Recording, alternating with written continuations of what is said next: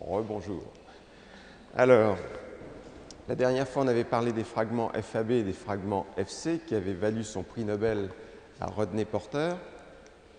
Vous savez que ces fragments FAB ne sont pas capables en fait de précipiter l'antigène.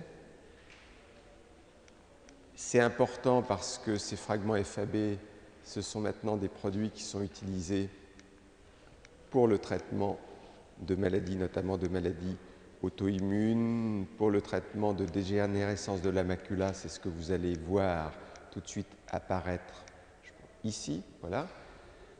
Fragments FAB donc utilisés en thérapeutique. Et maintenant, on va passer à autre chose. Ce sont les fragments FAB'2.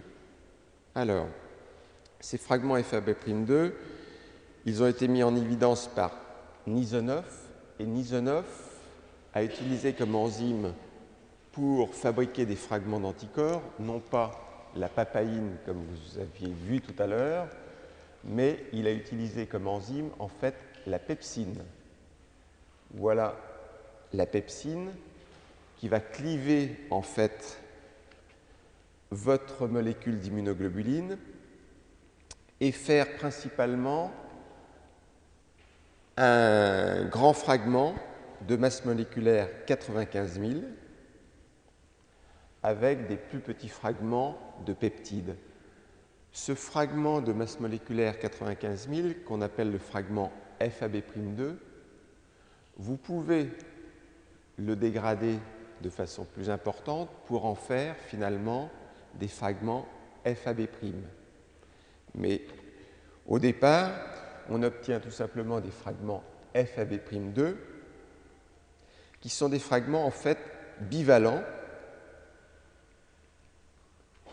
Et quel est l'avantage de ces fragments bivalents?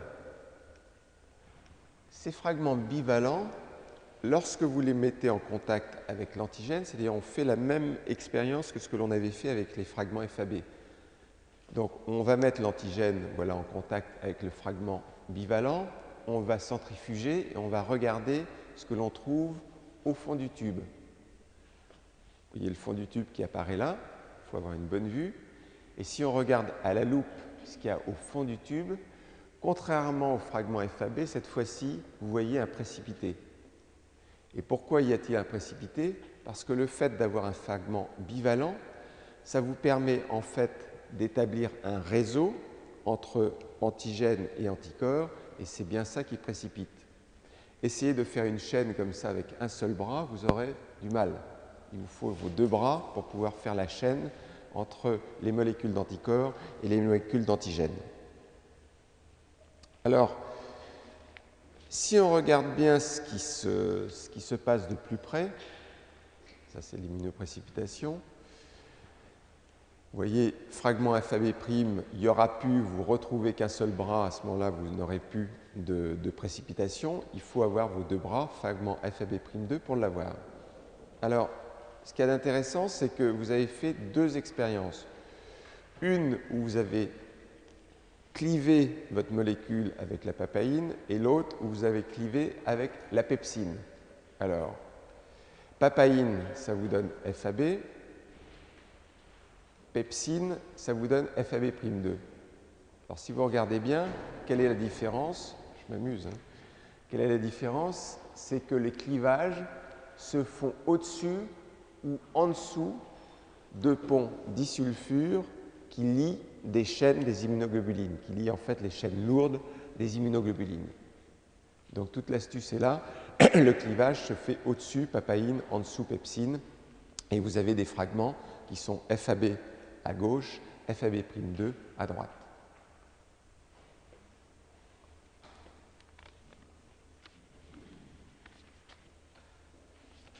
Bien. Cette région où vous clivez au-dessus, en dessous, celle qui se trouve ici, c'est en fait une région importante, c'est ce qu'on appelle la région charnière. Et vous verrez qu'en fonction des différentes classes et sous-classes d'immunoglobulines, cette région charnière a plus ou moins de ponts disulfure et elle est plus ou moins souple. Ce qui fait que, en fonction de cette région charnière et en fonction de la souplesse Vous avez des anticorps ici qui sont capables de faire en quelque sorte un grand écart parce que la région charnière est extrêmement souple. Par contre, il y a d'autres anticorps, d'autres sous-classes d'anticorps pour lesquels la région charnière est très rigide et les bras du Y s'ouvrent très peu. Ce qui fait que la distance entre lesquelles un anticorps va pouvoir lier deux antigènes, elle est différente suivant que vous êtes capable d'ouvrir largement les bras du Y ou pas. Donc cette région charnière, elle est importante, elle a un rôle. Alors on va aller maintenant un petit peu plus loin. On va combiner des méthodes biophysiques et des méthodes biochimiques pour découvrir qu'en fait, on a des chaînes lourdes et des chaînes légères. Alors là, celui qui a fait ça, c'est Gerald Edelman. Il a utilisé en fait l'urée-8M pour déplier la molécule. Il a réduit les ponts disulfure avec du mercaptoéthanol. Il a utilisé un agent alkylant pour que les chaînes ne puissent pas se reformer. Et ensuite, il a fait une gelfiltration. Donc, urée, réduction des ponts disulfure, ensuite agent alkylant. Et qu'est-ce que vous regardez? Qu'est-ce que vous allez voir? Voilà, au passage, vous voyez d'abord Gerald Edelman qui a eu le prix Nobel avec Rodney Porter. Donc là, il y a déjà eu Ehrlich qui a eu le prix Nobel. On a parlé de César Milstein, Georges Kohler, Edelman, Porter, tout ça autour des immunoglobulines. Ça fait beaucoup, c'est bien. Donc, qu'est-ce qu'ils ont observé? Ils ont observé deux pics. Ces pics consistent dans des chaînes qui ont, en gros, dans le premier pic, 50 000 de masse moléculaire. Ça, c'est dans le grand pic qui est ici. On a une masse moléculaire de 50 000. Et on va voir qu'on va trouver dedans ce qu'on appelle des chaînes lourdes, 50 000. Alors que dans le pic qui est à votre droite, la masse moléculaire est de 25 000. Et là, c'est ce que l'on appelle les chaînes légères. Et en fait, il apparaît que le nombre de chaînes lourdes et de chaînes légères a l'air d'être à peu près équivalent. Alors, on commence à avoir appris pas mal de choses. On a des fragments FAB, des fragments FAB'2, on a des chaînes lourdes, on a des chaînes légères. Comment on va réussir à assembler le pulse? Alors, l'assemblage du pulse, il s'est fait de la façon suivante. Vous avez ici un lapin. Voilà des immunoglobulines de lapin. Vous voulez essayer de savoir la structure de ces immunoglobulines. Alors, ce que vous allez faire, vous vous souvenez, et on va en reparler beaucoup, que les anticorps, ils ont une fonction de reconnaissance. Donc, cette fonction de reconnaissance, vous pouvez l'utiliser comme un réactif. Donc, vous allez fabriquer des réactifs pour essayer de reconnaître ou d'analyser cet anticorps de lapin. Peut-être très sympathique, le lapin. Alors, première chose, vous prenez ces immunoglobulines de lapin, vous préparez des fragments FAB et vous préparez des fragments FC. Vous allez injecter en fait ces fragments à une autre espèce animale, c'est-à-dire à une chèvre. Encore une fois, vous retrouvez tous les schémas sur le net. Donc, vous injectez les fragments FAB ici et vous fabriquez un réactif chez la chèvre, un anticorps en fait, qui va être capable de reconnaître ces fragments FAB.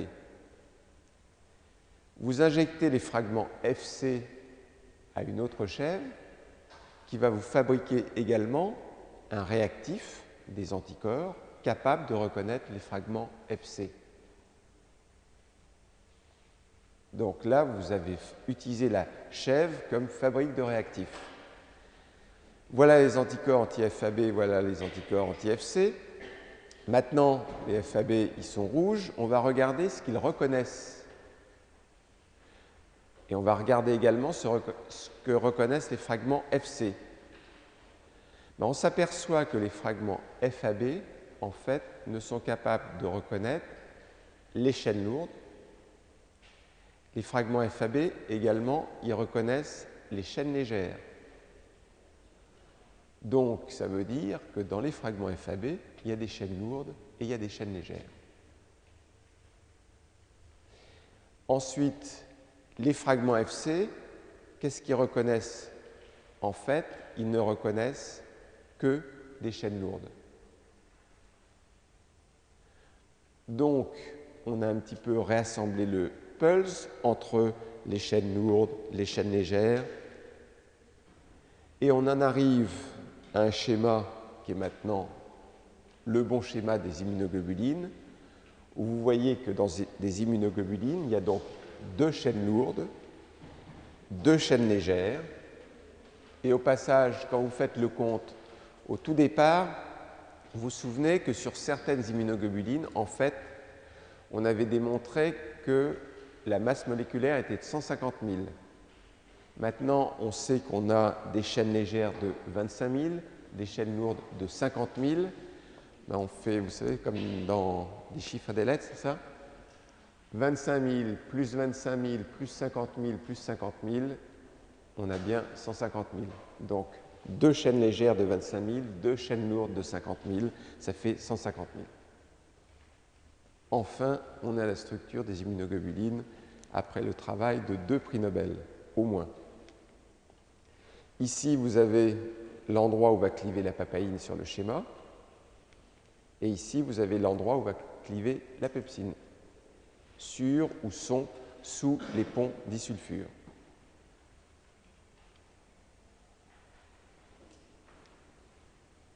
Alors, toujours un petit peu plus compliqué maintenant, on va combiner des méthodes biophysiques, mais avec des méthodes biochimiques beaucoup plus fines, pour pouvoir analyser en fait les domaines des immunoglobulines, les régions constantes et les régions variables, les domaines des immunoglobulines. Alors, pour faire ça, d'abord, les méthodes que l'on utilise, c'est des cartographies de peptides. On digère les immunoglobulines en peptides. On fait des électrophorèses qu'on appelle bidimensionnelles. Ces électrophorèses bidimensionnelles, vous avez une première dimension où vous faites migrer en fonction du pH. Une seconde dimension où vous faites migrer en fonction de la masse moléculaire. Ça, c'est des méthodes qui sont utilisées, mais qui manquent un petit peu de finesse. Ensuite, vous allez pouvoir faire le séquençage de peptides ou de protéines. Et vous allez pouvoir faire, il y a une faute d'orthographe là, je pense, ici, mais bon, vous allez pouvoir faire de l'étude cristallographique par diffraction des rayons X pour approcher la structure tridimensionnelle. Alors, vous pouvez l'avoir aussi en anglais. Donc, ce sont des machines en fait extrêmement compliquées. Ici, dans cette faculté, dans le groupe d'Arnaud Ducrix et de Frédéric Dardel, ils font de la cristallographie et ils font de l'analyse structurale par diffraction des rayons X avec des machines qui doivent ressembler à celles-ci, qui sont des machines tout de même très complexes. Donc, des techniques biochimiques extrêmement fines. En utilisant ces techniques biochimiques, premier résultat, c'est que vous allez vous apercevoir qu'il y a des régions variables et des régions constantes. En fait, qu'est-ce que vous faites? Vous regardez les séquences d'acides aminés sur les chaînes légères et sur les chaînes lourdes d'un premier anticorps, d'un second anticorps, d'un troisième anticorps. Et vous allez comparer ces séquences d'acides aminés pour regarder ce qui se passe. Et vous allez voir qu'à l'intérieur des chaînes légères, à l'intérieur des chaînes lourdes, vous les avez vues apparaître d'abord en bleu et ensuite en rouge, il y a en fait des régions variables qui sont aminoterminales. Et ces régions variables aminoterminales, elles ont une longueur d'à peu près 110 acides aminés. Et à l'intérieur de ces régions donc variables aminoterminales, il y a des changements importants d'acides aminés d'une immunoglobuline à une autre. Donc, grande variabilité de ces régions variables d'une immunoglobuline à une autre. Et derrière ces régions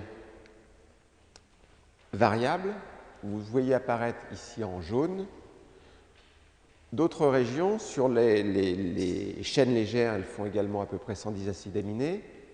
Sur les chaînes lourdes, vous avez plusieurs régions que l'on appelle des régions constantes qui vont faire toutes aussi à peu près 110 acides aminés. Mais là, d'une immunoglobuline à une autre, en fait, les séquences sont quasiment constantes. Donc, région variable, NH2 terminal, région constante, ici, carboxyterminal. Alors, ça, c'est sur la structure primaire des immunoglobulines. Maintenant, ça va nettement se compliquer. Ça va se compliquer et on va parler de ce qu'on appelle les zones d'homologie et les domaines. Alors, les zones d'homologie, ça concerne, comme on vient de le dire, la structure primaire des immunoglobulines, pour lesquelles on vient de dire qu'il y a des régions variables de 110 acides aminés qui sont ici en rouge, mais ensuite, il y a des régions constantes.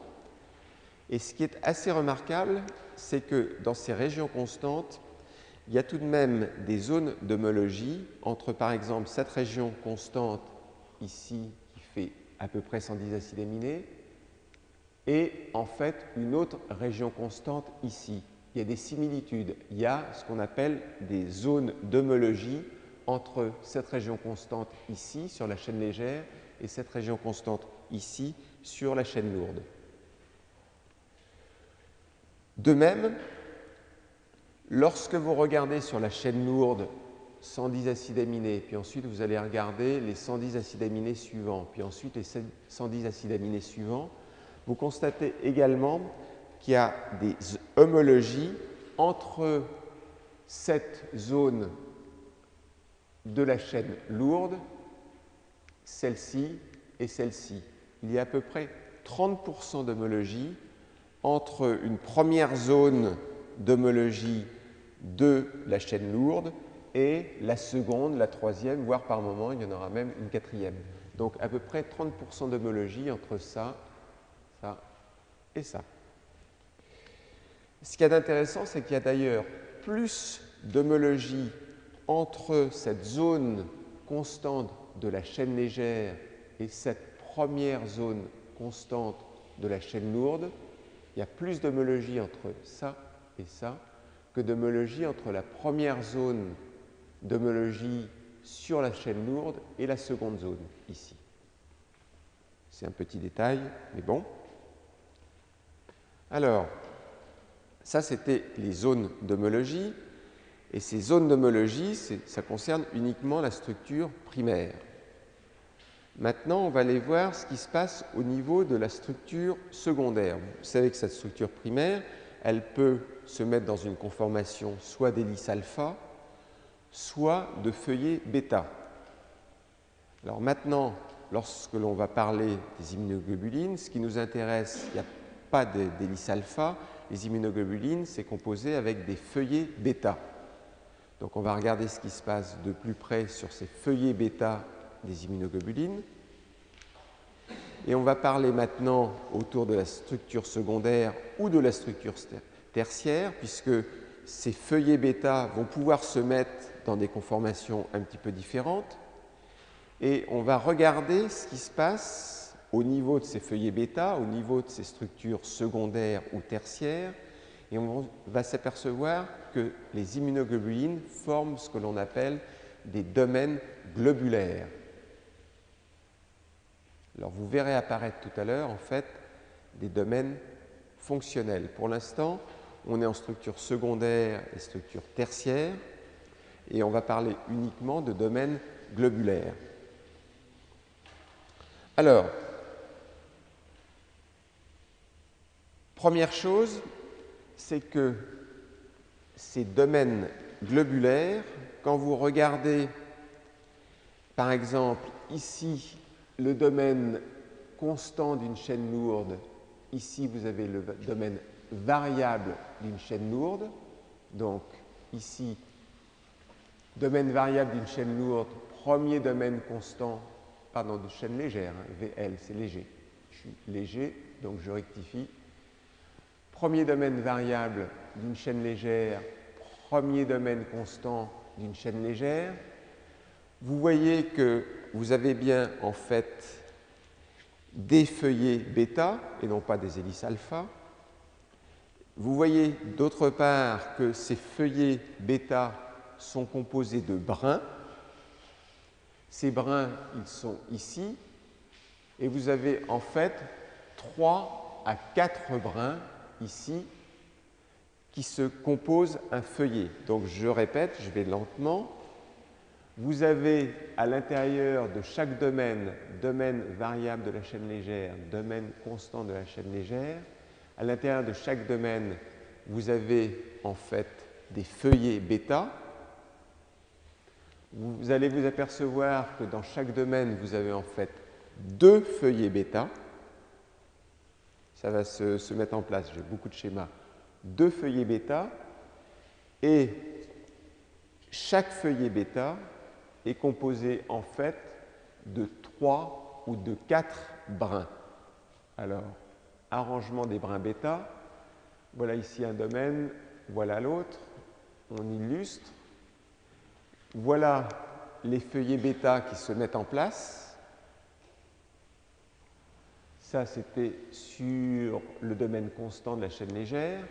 Voilà les feuillets bêta qui se mettent en place pour le domaine variable de la chaîne légère.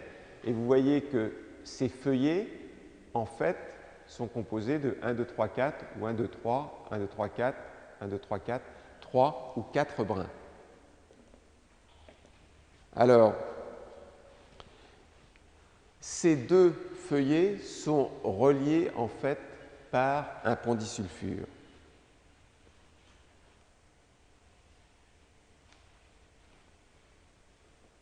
Ici, il y a des régions qui sont intéressantes, qui sont les régions hypervariables.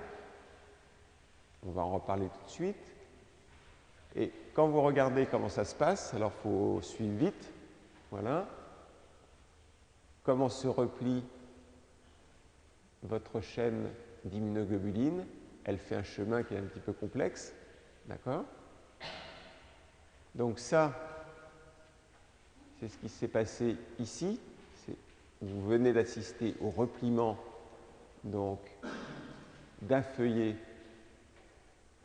voilà, avec les brins, autre feuillet. Donc vous avez un premier feuillet ici, un second feuillet là, et vous avez, pour relier ces 2 feuillets, un pont disulfure. Alors ce qui est de caractéristique, à l'intérieur de chaque domaine, on va revenir en arrière, ce qui est caractéristique à l'intérieur de chaque domaine ici, vous en avez un domaine là, un domaine, ce qui est caractéristique, c'est d'autre part ces feuillets, 2 feuillets à chaque fois, 2 feuillets à chaque fois, de 3 ou 4 brins, et ce qui est caractéristique, c'est que dans chacun de ces domaines, avec 2 feuillets, pour relier ces 2 feuillets, vous avez un pont disulfure. Alors je reviens, je vais volontairement lentement parce que c'est un petit peu compliqué, mais ça va se mettre en place. On a parlé de, par exemple, sur la chaîne légère, de régions variables. Voilà la région variable, de régions constantes sur la chaîne légère. Voilà la région constante. Ensuite, on a dit qu'il y avait des zones d'homologie. Ça fait 110 acides aminés. Ça fait à peu près 110 acides aminés. On a vu que ces zones d'homologie, en fait, lorsqu'on les regardait leur structure secondaire ou tertiaire, chaque zone d'homologie compose un domaine globulaire. Chaque zone d'homologie compose un domaine globulaire. Chaque domaine globulaire est composé de 2 feuillets bêta. Et chaque feuillet bêta est relié par un pont disulfure. Ce qui veut dire, si je viens de A à Z, qu'à l'intérieur de chaque zone d'homologie, j'ai un pont disulfure. Et en fait, ce pont disulfure fait une boucle d'à peu près, entre les acides aminés, d'à peu près 60 acides aminés. On reverra ça tout à l'heure. Alors,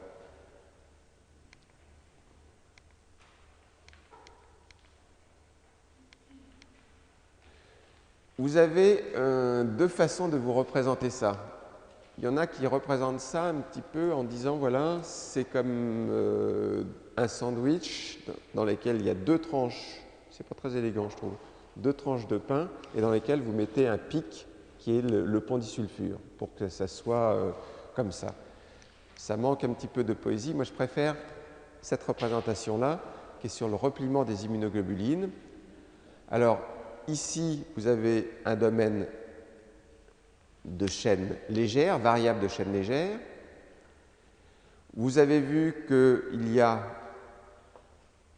3 ou 4 en fait brins, c'est-à-dire qu'à l'intérieur d'une chaîne légère, vous avez en fait 7 brins. Pour un domaine de région variable de chaîne lourde, vous aurez 8 brins.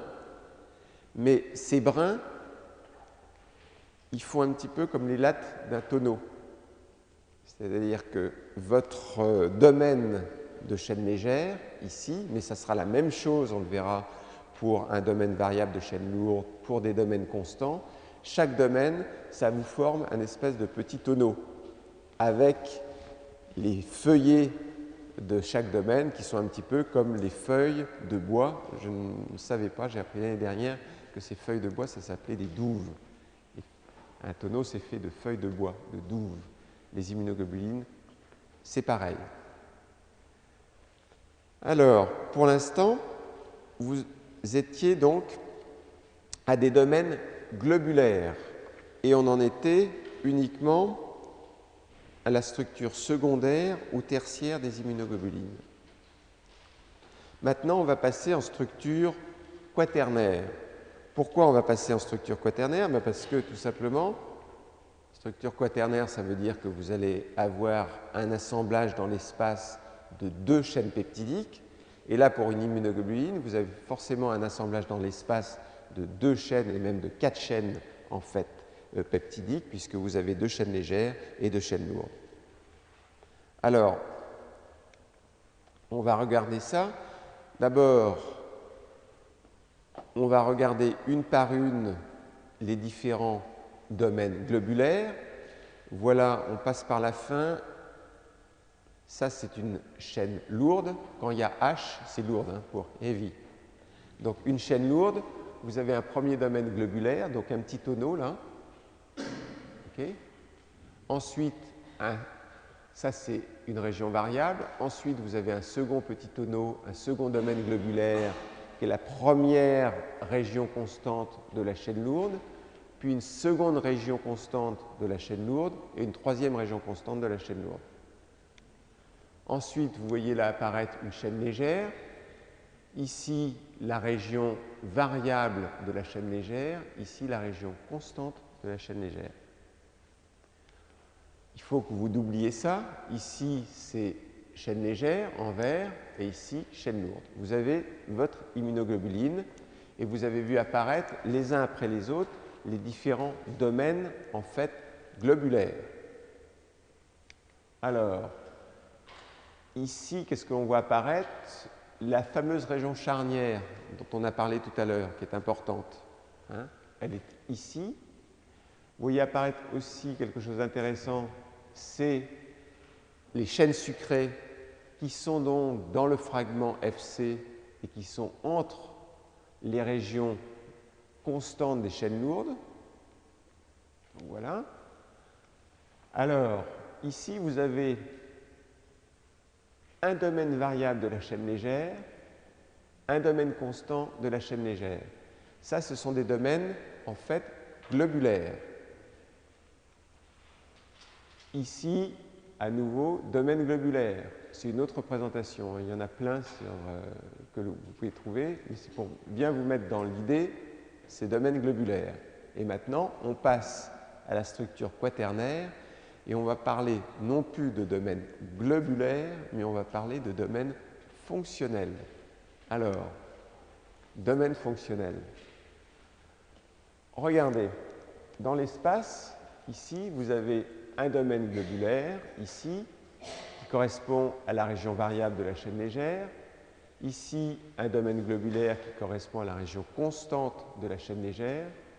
Ici, un domaine globulaire qui correspond à la région variable de la chaîne lourde. Et ici, un domaine globulaire qui correspond à la région constante de la chaîne lourde. Ce qui se passe, ça c'est vraiment en proximité, ça aussi, c'est que les deux domaines globulaires ici vont former en fait un premier domaine fonctionnel de l'immunoglobuline. Donc ça, c'est un domaine fonctionnel correspondant aux régions variables.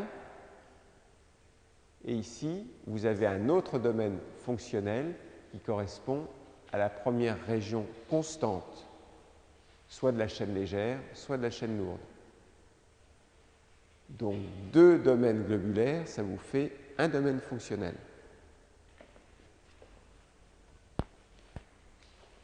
Alors ici, même chose, vous avez le second domaine constant des immunoglobulines, le troisième ici. Ben, ça va vous faire un second domaine fonctionnel correspondant à des régions constantes, et ici un troisième domaine fonctionnel. Ça va? Alors, ici, c'est d'autres représentations, donc domaine fonctionnel. Alors maintenant, vous reprenez l'immunoglobuline entière. Là, vous l'avez entièrement. Ici, un premier domaine fonctionnel correspondant aux régions variables. Ici, autre domaine fonctionnel correspondant à la première région constante. Deuxième, troisième. Ça s'est mis en place. Domaine fonctionnel. Autre représentation dans l'espace. Alors, ici, les FAB, ça correspond en fait à un domaine fonctionnel variable, premier domaine fonctionnel constant, voilà, FAB, et ensuite vous aurez les fragments FC qui correspondent à ça. C'est un domaine fonctionnel, le second domaine fonctionnel de la région constante et le troisième domaine fonctionnel de la région constante.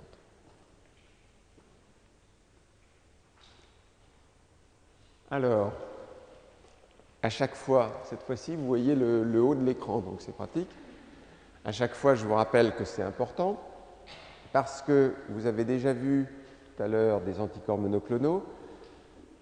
Vous verrez que des anticorps monoclonaux, on a fabriqué d'abord des anticorps murins, puis ensuite on a essayé de faire des anticorps que l'on appelle des anticorps chimériques. La chimère, voilà ce que ça donne, une chimère. Alors là, il y en a deux, mais je ne sais jamais dans l'ordre si c'est celle d'Arezzo ou celle de Florence, parce qu'il y a deux chimères. C'est une tête de lion, il y a une queue de serpent aussi. Et là, une chimère, c'est que vous allez en fait garder la tête de l'anticorps, c'est-à-dire les régions variables, qui vont être les régions murines. Et ensuite, donc ça, vous gardez uniquement dans votre chimère homme-souris ou souris-homme. Vous gardez uniquement un domaine fonctionnel qui correspond aux régions variables.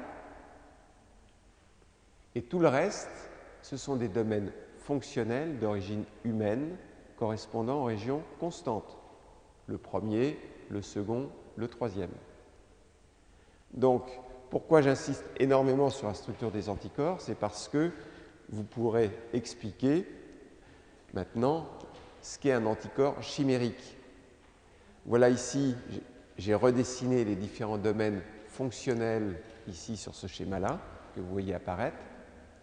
Et des anticorps chimériques, il y en a qui sont sur le marché depuis 1994, donc ça a 14 ans. Et ici, vous avez par exemple deux anticorps chimériques dont on reparlera. Il y en a un qui est pour inhiber l'agression plaquettaire, le Réopro. Et un autre dont on va encore beaucoup plus parler, un anticorps contre le TNF-alpha. Voilà le Réopro. Donc vous vous êtes ennuyé pour essayer de comprendre la structure des immunoglobulines, mais là vous avez la récompense. Vous voyez les médicaments qui apparaissent. Donc Réopro, ici, c'est bien un fragment FAB. Donc c'est utile de savoir à nouveau ce qu'est un fragment FAB. et d'un anticorps en fait chimérique. Et maintenant, vous comprenez ce qu'est une chimère avec ses domaines fonctionnels, variables ou constants.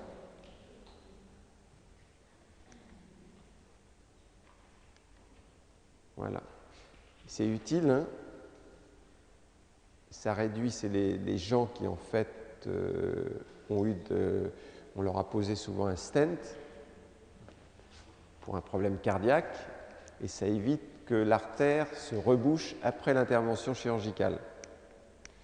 Alors, autre sujet qui est intéressant, c'est les méthodes d'études immunologiques. Tout à l'heure, vous avez déjà vu avec le sympathique lapin qui est apparu, les chèvres aussi qui nous ont servi tout à l'heure à fabriquer des réactifs. Vous avez vu que pour étudier la structure des anticorps, on va utiliser comme réactif les anticorps eux-mêmes. Donc, ce sont des méthodes d'études immunologiques puisqu'on utilise l'outil anticorps, l'outil immunologique pour étudier la structure des anticorps. Et en fabriquant ce type d'anticorps, par exemple en injectant des anticorps humains à un lapin, on va demander à ce lapin de nous fabriquer des anticorps qui vont me servir de réactifs pour analyser ce qui se passe à la surface de l'immunoglobuline humaine. Donc, anticorps humain, vous allez injecter cet anticorps humain au lapin pour qu'il vous fabrique des réactifs. Donc maintenant, voilà l'anticorps de lapin qui est apparu et il vous a fabriqué un réactif et vous allez voir comment ce réactif reconnaît un antigène particulier, celui que vous voulez étudier, qui est l'anticorps humain. C'est une gymnastique de l'esprit là, hein.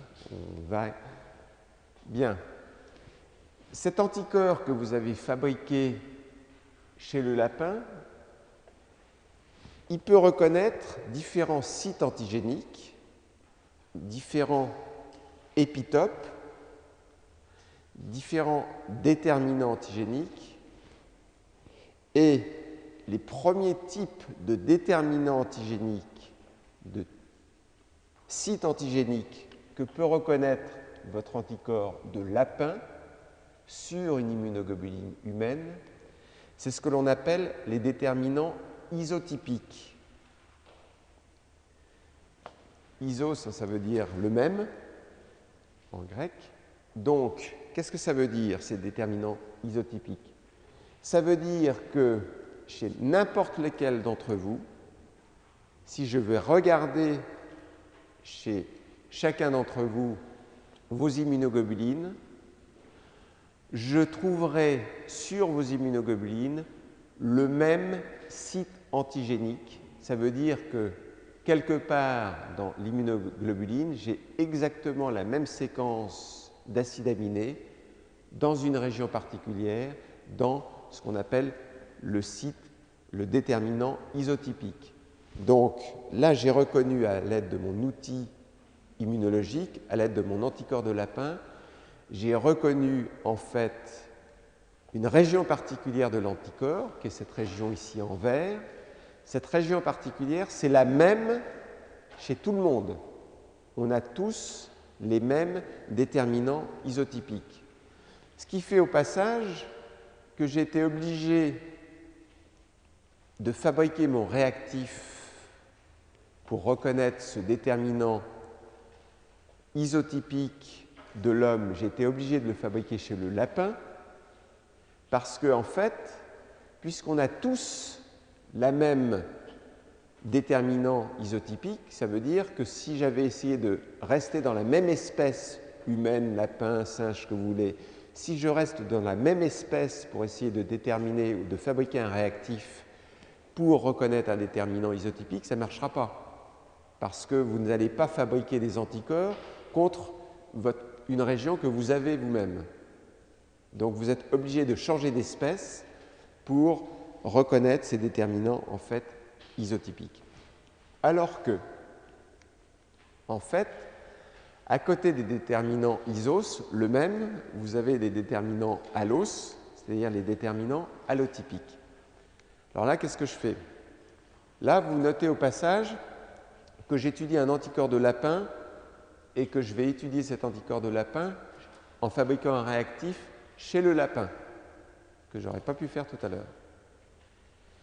Alors là, pareil, je veux étudier un anticorps de lapin, j'injecte l'anticorps de lapin en restant dans la même espèce à un autre lapin, et cette fois-ci, je reconnais une région qui est aussi, au passage, ce n'est pas mis par hasard ces endroits-là, c'est-à-dire ces régions qui sont isotypiques ou allotypiques sont principalement sur les régions constantes des immunoglobulines.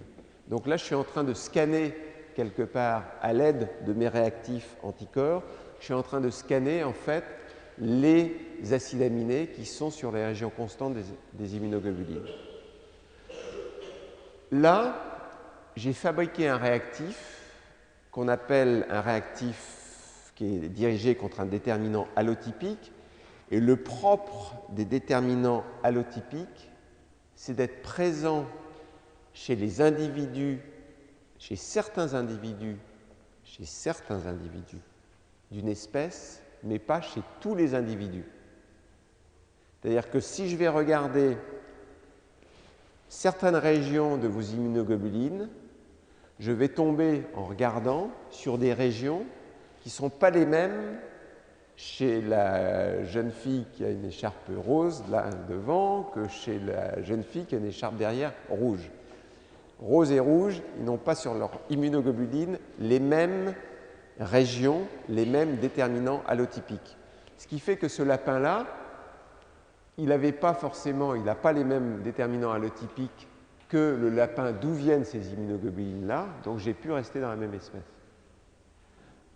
Donc là, on a repéré, en scannant toujours avec des outils d'études immunologiques, on a pu repérer qu'il y a des zones, en fait, il y a des déterminants qui ne sont pas les mêmes, en fait, d'un individu à l'autre. Alors, la transmission, en fait, génétique de ces déterminants allotypiques suivent, en fait, les lois mendéliennes, avec chaque allèle donc, qui code pour une séquence particulière d'immunoglobulines, chaque allèle qui est codominant. Ici, vous avez des lapins, alors ça a des noms, c'est les allotypes, on les appelle D11, D12. Ben, vous êtes codominant, et il suffit qu'il y ait un allèle qui s'exprime, ben, vous aurez certaines immunoglobulines qui auront la séquence correspondant au déterminant allotypique de l'allèle. Alors, vous dites, il y a des régions variables. S'il y a des régions variables, ça doit forcément changer de séquence d'acides aminés d'une immunoglobuline à une autre. Et il doit y avoir des déterminants qui sont beaucoup plus variables que ces déterminants allotypiques qui étaient plutôt du côté de la région constante. Si ces déterminants allotypiques sont du côté de la région constante, c'est qu'il n'y en a pas tout de même des milliers. Alors que des régions variables, il y en a des milliers, des dizaines de milliers, des millions de régions variables différentes. Et vous dites, ça correspond peut-être, certainement pas à des déterminants isotypiques, puisque ça, c'est les mêmes pour tout le monde, pas à des déterminants allotypiques, mais ça correspond en fait à des déterminants qu'on appelle idiotypiques, ni isotypiques, ni allotypiques, mais idiotypiques. Alors là, il y a une petite subtilité dans ces déterminants idiotypiques. Vous faites chez le lapin, toujours. Anticorps de lapin, vous l'injectez à un autre lapin. Alors, vous auriez pu faire un déterminant, au passage, on n'a pas changé de technique, vous pouvez avoir fabriqué là, un déterminant ou un anticorps capable de reconnaître un déterminant allotypique.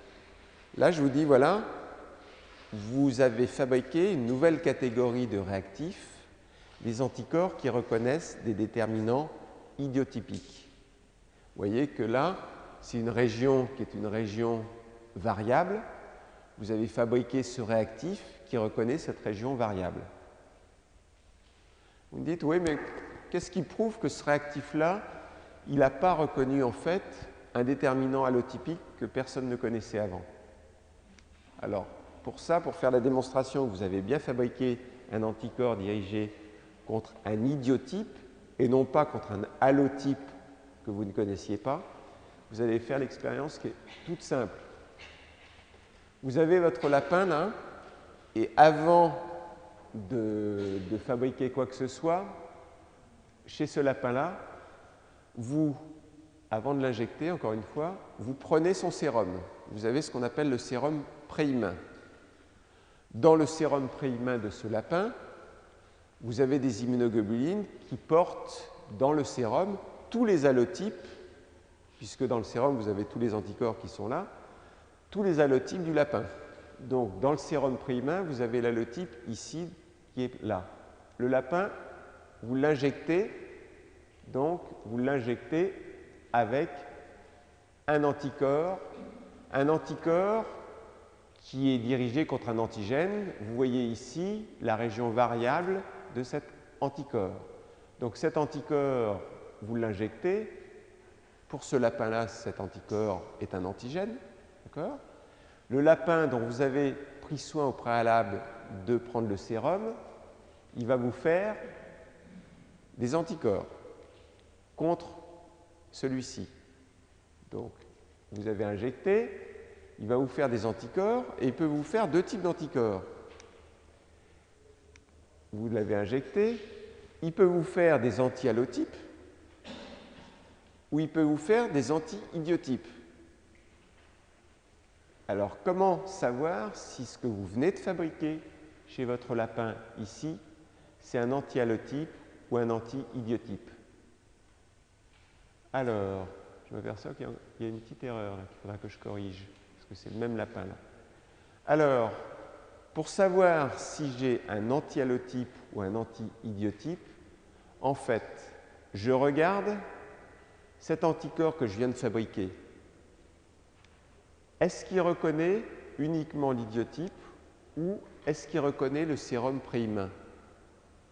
Si cet anticorps que je viens de fabriquer reconnaît bien ici l'AB1, celui-ci, mais ne reconnaît pas le sérum préhumain, voilà, il ne reconnaît pas, c'est qu'il est bien dirigé contre l'idiotype et pas contre l'allotype. Donc ça a été utile de récolter d'abord le sérum préhumain pour regarder que bien cet anticorps-là est bien dirigé contre l'idiotype. C'est un jeu d'esprit là. Alors au passage, je ferai une correction parce que je ne change pas de lapin. Alors, un petit peu plus loin maintenant, hétérogénéité, je vous ai dit, il y a des régions variables. Maintenant, on va aller un petit peu plus loin, on va regarder de beaucoup plus près ces régions variables. Donc, on s'intéresse uniquement à ces régions qui sont aminoterminales, sur la chaîne lourde ou sur la chaîne légère. On va regarder de plus près et on va s'apercevoir que dans ces régions variables, il y a en fait ce que l'on appelle des régions hypervariables. Les régions hypervariables, donc là ici vous partez de 1, vous êtes à peu près ici à 110, et vous voyez que dans les régions variables des chaînes légères ou les régions variables des chaînes lourdes, il y a 3 zones ici qui sont beaucoup plus foncées, qui sont des régions dans lesquelles il y a une très très grande variabilité d'une immunoglobuline à une autre. Ce sont des régions qui sont extrêmement importantes, ces régions hypervariables. Et entre ces régions hypervariables, il y en a 3 donc dans ces régions variables, il y a ce que l'on appelle des régions charpentes. Donc, à l'intérieur de ces régions variables, il y a des régions hypervariables. Ici, vous les revoyez. Ces régions hypervariables, elles ont un autre nom, c'est ce qu'on appelle les régions CDR. CDR, c'est pour Complementary Determining Regions. Vous verrez pourquoi on les appelle comme ça. D'accord? Donc, vous avez 3 régions hypervariables et entre les deux, vous avez ce qu'on appelle des régions charpentes, qu'on appelle des régions FR, Framework, charpente. Donc ici, 3 régions hypervariables, régions charpentes. Au passage, vous avez tout de même un endroit où il n'y a jamais aucune variabilité dans les régions variables des immunoglobulines, c'est l'endroit où vous avez les 2 cystéines du pont disulfure. Ça ici, elles sont toujours là, elles sont toujours au même endroit, ça ne bouge pas. Mais donc, région hypervariable, région charpente, 2 positions qui sont constantes correspondant en fait au pont disulfure. Là, vous avez une autre représentation parce que ça aussi, ce n'est pas uniquement des petits dessins, ça a des conséquences pratiques. C'est-à-dire derrière, il y a des médicaments qui sont conçus pour correspondre à des régions, en fait, notamment hypervariables. Alors là, vous avez vos 110 acides aminés et vous regardez d'une immunoglobuline à une autre, quelle est la variabilité d'acides aminés d'une immunoglobuline à une autre. Là, vous voyez qu'il y a des régions où ça change un nombre de fois considérable, puis d'autres où ça change très peu de fois. Donc là, vous avez une première région hypervariable, une seconde, et une qui est la plus importante, qui est la troisième région hypervariable, CDR3. Alors, ici, vous avez vos feuillets d'immunoglobulines, vous avez des brins, et vous allez vous apercevoir que, en fait, les régions charpentes, ça correspond plutôt aux brins, et là, et que, en fait, les régions, alors vous les voyez se mettre en place là, première région hypervariable, seconde région hypervariable, troisième région hypervariable. Et ces régions hypervariables correspondent en fait aux boucles qui se font entre les brins. Vous vous souvenez tout à l'heure le schéma où ça partait dans tous les sens, ça faisait des boucles, ça tournait à droite, à gauche, etc. C'était un véritable gymkhana de l'immunoglobuline. Il y a des tournants qui se font et ces boucles ici, ça correspond bien aux régions hypervariables. Et encore une fois, la plus importante, c'est vraiment la région CDR3. Vous la voyez ici mise en beaucoup plus gros. Donc, région variable, région hypervariable.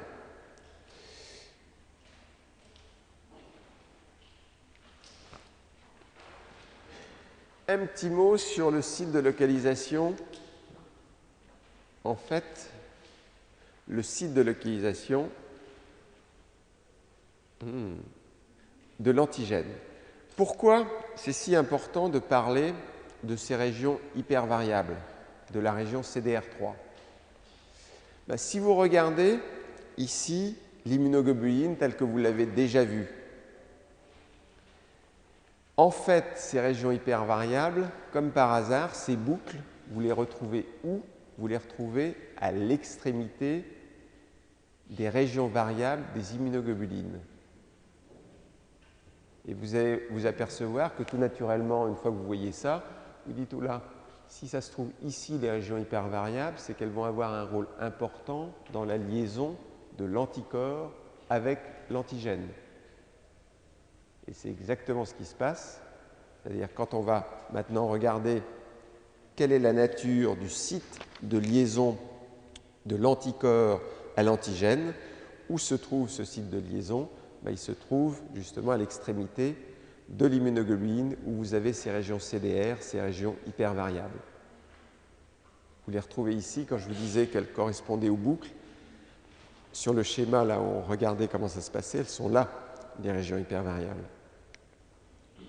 Alors, pourquoi c'est important à nouveau? Maintenant, on a déjà parlé des anticorps chimériques. On avait parlé la dernière fois, on avait parlé des régions des anticorps humanisés. Vous regardez les anticorps humanisés, je vous l'avais déjà dit la dernière fois, mais tout ce que vous gardez d'origine murine, c'est tout simplement, en fait, les régions hypervariables des immunoglobulines murines. Vous pouvez ensuite changer tout votre anticorps et mettre un anticorps humain. Vous avez gardé en fait ce qui vous intéresse, c'est-à-dire le site de liaison de l'anticorps à l'antigène. C'est ce que l'on va voir un petit peu plus loin.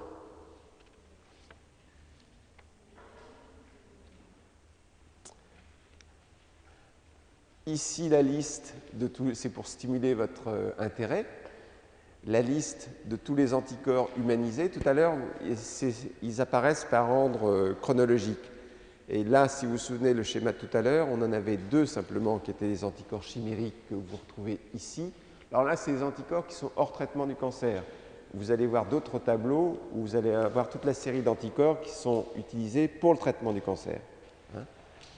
Mais là, c'était simplement pour vous illustrer qu'à côté des anticorps chimériques, vous êtes passé aux anticorps humanisés, et on verra plus tard qu'on est passé à des anticorps entièrement humains. Mais vous voyez, au cours du temps, anticorps entièrement murins, puis des chimériques, on a gardé en fait le domaine fonctionnel variable, puis humanisé uniquement les régions CDR, puis ensuite on va passer à entièrement humain. Voilà. Vous avez progressé. La prochaine fois, on redémarrera de la structure du site anticorps, ce qui est tout à fait intéressant. Bonne matinée.